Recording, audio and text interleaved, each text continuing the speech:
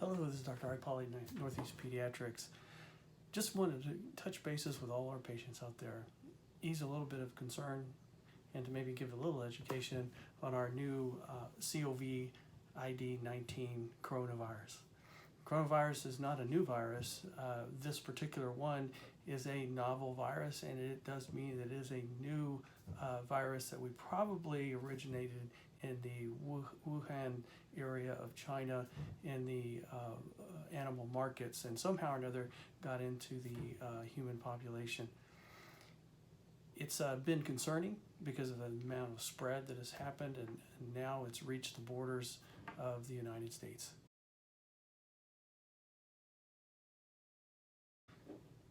Once again, coronaviruses have been around for a long time. We have been seeing these since the dawn of time, which typically cause your typical cold type symptoms: cough, congestion, runny nose, fever, sore throat, feeling kind of bad. Some of the similar symptoms are very similar as a flu virus that you might catch each year during the winter months. It's not quite as contagious as the flu as we know it, but we really don't know everything about the virus. It was funny, I looked up the other day in one of my textbooks from medical school, and it basically said the same thing. The coronavirus is spread through closer contact. However, we don't know a whole lot about the virus and its mode of transmission. 25, 30 years later, we're still saying the same things because many people contract some of these illnesses without having the best story behind it that we can explain its source. So, what do we do about the coronavirus? How can we prevent it? How can we treat it? Well, it's very difficult to control a virus, but I do want to let folks know that there are some basic things that you can do to control this coronavirus and in its spread. First thing, good hand washing. Making sure that you're washing your hands for at least 20 seconds. You can sing the happy birthday song twice, and usually it's a good amount of time to be able to eradicate or remove the germs from your hands. The other is try to keep your hands away from your face. Having your hands touching your face just puts any type of pathogen or any type of virus or bacteria back up near your nose and mouth, where you could breathe it in or bring it into your mouth through your saliva.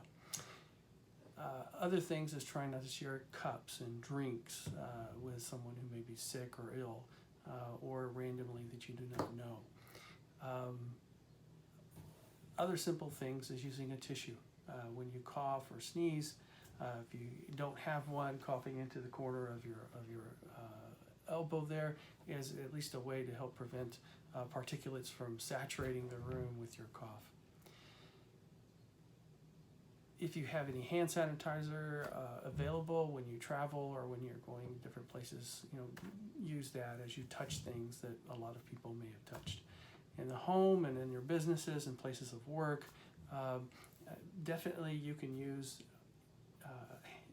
sanitizers to touch knobs and doorknobs and places of counters and such that may need to that have frequent traffic.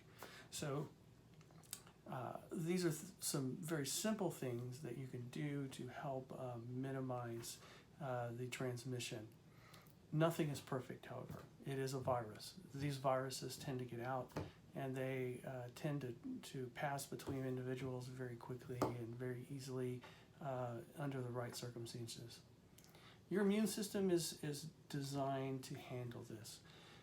It is designed to seek and destroy those illnesses that would come against you. There are some things that are very, very difficult for your body to fight. And many things we have vaccines to help with this problem. However, this coronavirus, it looks like it may be a while before we can really make a vaccine to it. So in the interim, we have to do our best to try to limit our exposures. As we see on the news reports, every single day a new state is reporting a new outbreak or a new person with it. However, we really don't know if these individuals have had close contact with someone that are coming directly from China, or a healthcare worker that is exposed to it. These are things that the CDC is really trying to sort through. So a few things. If you're feeling sick, stay at home. Please. Anything with fever, cough, congestion, runny nose, you don't necessarily need to run in to get tested. The CDC has put out a pretty good criteria at when and who should need to be tested. We're posting that on our website and on our doors, and if you have questions, you can call us. But basically, fever with signs and symptoms of lower respiratory illness, like a real bad cough, and an exposure to someone that is known to have had the illness, that would be someone I would call. That would be a person that should call the health department. If you have fever or signs and symptoms of cough, shortness of breath, that definitely requires hospitalization, then and you have a history of traveling to that area, it's definitely a time to visit the local emergency room and be tested. If someone who has severe problems breathing, shortness of breath, working to breathe, requiring hospitalization, that's another person that needs to be tested.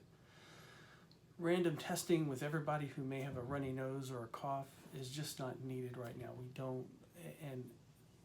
We don't have the ability or have that many tests to be able to test anybody with that type of symptom. Once again, 97% of individuals who catch this coronavirus do just fine. They catch a cold and then they are just fine, just like any other cold. It's just a subset of the population that seems to be having more problems. As far as we know right now, people who may have some severe underlying medical conditions might be at a higher risk for having a bad outcome or worsening illness with the coronavirus. Individuals who may be elderly in their advanced years may have an increased risk of having a severe infection. Right now, it looks like there are no major illnesses that have been reported among smaller children here in the States. However, this is a very new virus, and we just don't have all the data. Finally, the big thing is don't panic. We are doing our best to try to quarantine, our best to make sure that this virus is contained within individuals that have it, and keep them away from other folks.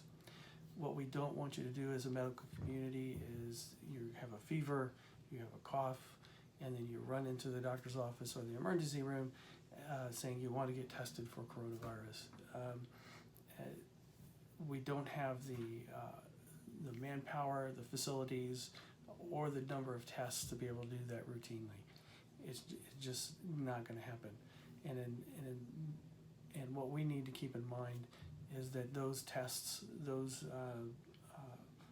things that we need to do and facilities that we have need to help those individuals who may be having some respiratory distress or problems. Signs of respiratory distress, people always ask, really working to breathe, shortness of breath, breathing faster than 60 times a minute in a young child. They might have an ashen or gray color to them. Definitely any of these things where they're coughing so hard that they're vomiting. Their intake of fluids becomes so restricted that because they're coughing or having shortness of breath and they can't breathe very well. All those signs of respiratory distress and should be seen right away in the emergency room.